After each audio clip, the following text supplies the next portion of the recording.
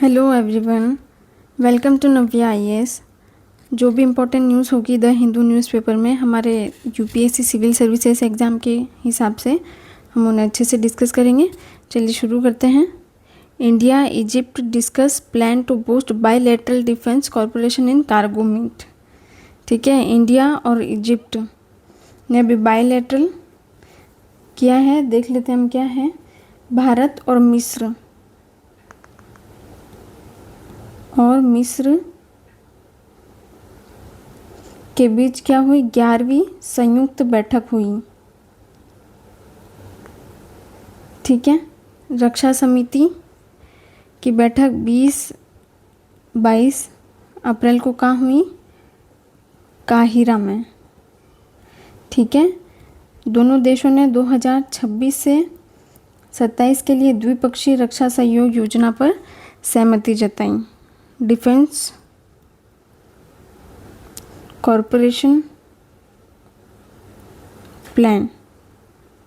ठीक है, संयुक्त अभ्यास प्रशिक्षण क्या होगा इसके अंदर? सैन्य सहयोग बढ़ाया जाएगा। क्या क्या एक्टिविटीज़ होने वाली है? संयुक्त सैन्य अभ्यास होगा।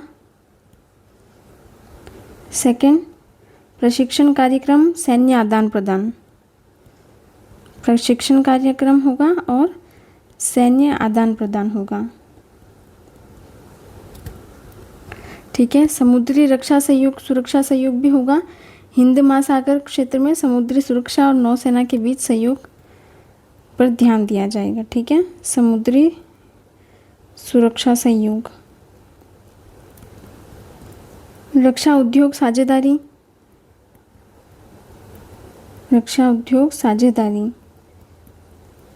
क्या होगा इसमें? दोनों देशों ने रक्षा उत्पादन में को डेवलपमेंट और को प्रोडक्शन के जरिए सहयोग बढ़ाने पर चर्चा की। को डेवलपमेंट एंड को प्रोडक्शन के तहत दोनों एक दूसरे का सहयोग करेंगे। भारत के बढ़ते डिफेंस एक्सपोर्ट को भी हाईलाइट किया गया। ठीक है, रणनीतिक महत्व ये है कि बैठक 2022 के रक्षा एमओयू और 2023 के स्ट्रैटेजिक पार्टनरशिप को आगे बढ़ाते हुए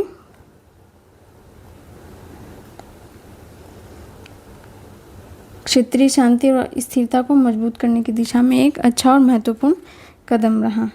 ठीक है, नेक्स्ट न्यूज़ देख लेते हैं। इस न्यूज़ में इतना ही था।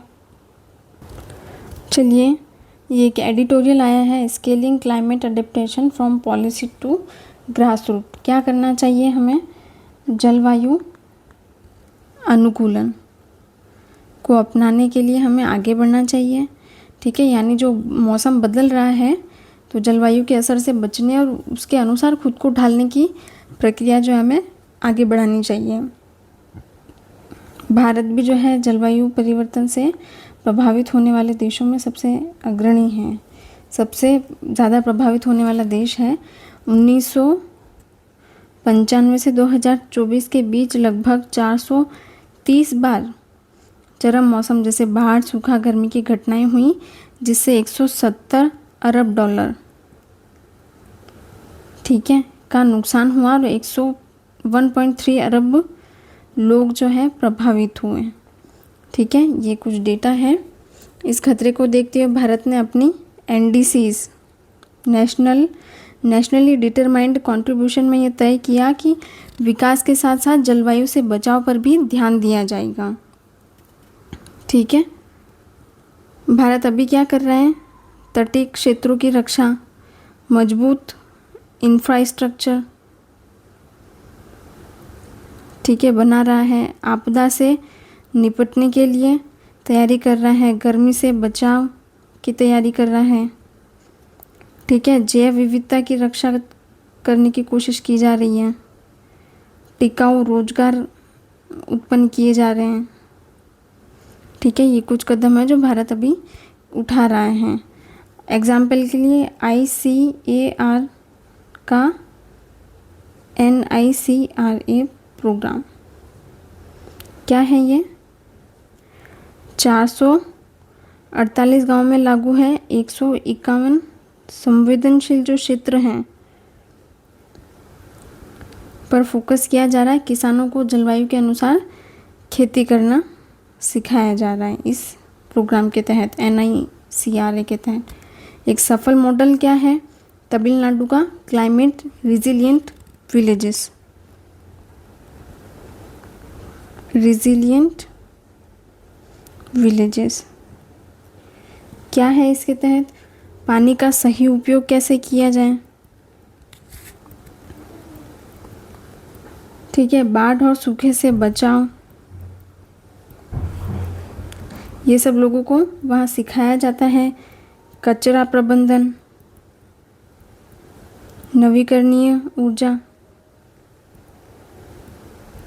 ठीक है, वैकल्पिक रोजगार, ये सब काम स्थानीय लोगों को साथ मिला करके किए जाते हैं, ठीक है। तो एक ये सफल मॉडल के रूप में माना जाता है। सबसे बड़ी समस्या क्या है कि हाल फिलहाल फंड्स और पैसे की कमी है। क्या है? पैसे की कमी, ठीक है। दुनिया के विकासशील देशों को 2035 तक हर साल लगभग 284 से 309 अरब डॉलर की ज़रूरत होगी, लेकिन भारत में अडेप्टेशन पर खर्च कम होता है। बजट जो है ज़्यादातर पॉल्यूशन कम करने पर ही चला जाता है, ठीक है। और क्या सुधार की आवश्यकता है? राज्य स्तर पर योजनाएं जो है मजबूत करनी होगी, डेटा और रिसर्च बढ़ाना होगा, ठीक है। सरकारी विभाग से तालमेल बना करके चलना होगा और निगरानी सिस्टम जो है हमारे मॉनिटरिंग सिस्टम वो भी हमें मजबूत करना होगा। गांव और स्थायी स्तर पर भी हमें काम करना होगा। शहर के स्थानीय स्तर तक पहुँचे पंचायत और नगर निगम को मजबूत बनाना होगा। सबसे ज़्यादा जागरूकता की ज़रूरत हमें यहाँ से फैलाने की ज़रूरत है। लोगों को योजना बनाने में शामिल करना होगा, ठीक है। लोकली लेड अडेप्टेशन कहते हैं इसको, ठीक है। आगे का रास्ता ये है कि लोगों को ट्रेनिंग देना, नए रोजगार के मौके देना, प्रभावित लोगों का पुनर्वास करना, ठीक है। अगर सरकार, राज्य और गांव तीनों साथ मिलकर काम करेंगे तो ये चीज़ जो है पॉसिबल हो सकती है। योजनाओं को ज़मीन तक पहुंचाया जा सकता है, लोगों को भी इसमें शामिल किया जा सकता है, ठीक है। इस पूरे एडिटोरियल में इतना ही था। चलिए नेक्स्ट डिस्कस कर लेते हैं। ये भी एक एडिटोरियल आया है, हाई हीट, ठीक है। हीट वेव का जो बढ़ता प्रभाव अभी हमें नज़र आ रहा है ये इसके ऊपर है पूरा आर्टिकल, ठीक है। क्या क्या होता है हीट वेव के कारण, मतलब पहले जो है वो मई अप्रैल तक था, अब मई जून तक, लेकिन अभी जो है वो जल्दी अप्रैल में ही शो होने लग गया है। बहुत ज़्यादा तीव्र हो गई है हीट वेव, जिसे हम लू कहते हैं। कारण क्या है इसका? अल नीनो, ठीक है। एक पर्यावरणीय घटना ये पश्चिमी विक्षोभ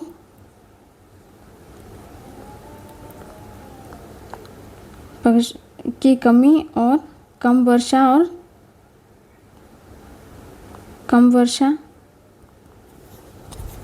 ठीक है।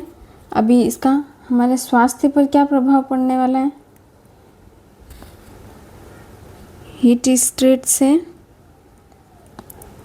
हृदय रोग और मृत्यु का खतरा भी बढ़ जाता है।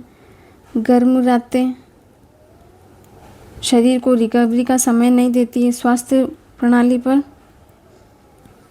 असर पड़ता है, ठीक है। आर्थिक व कृषि प्रभाव भी देखने को मिलता है कि 2024 में 247 अरब कार्य घंटों का नुकसान हुआ। गर्मी की वजह से कार्य हो नहीं पाए, विशेषकर कृषि और निर्माण क्षेत्र के जो कार्य थे वो। रबी फसल जल्दी पकने से उत्पादन घटता है। खाद्य सुरक्षा पर असर पड़ता है, ठीक है। हीट एक्शन प्लान की क्या सीमाएं हैं? आपातकालीन प्रतिक्रिया तक ही सीमित है, ठीक है। ये नॉर्मली काम नहीं करता, लेकिन जब आपात की स्थिति हो जाएगी तभी काम करेगा।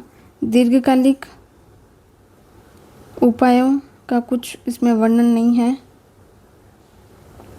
अर्बन ग्रीनिंग, श्रमिक सुरक्षा कानून, फंडिंग की पैसे की कमी।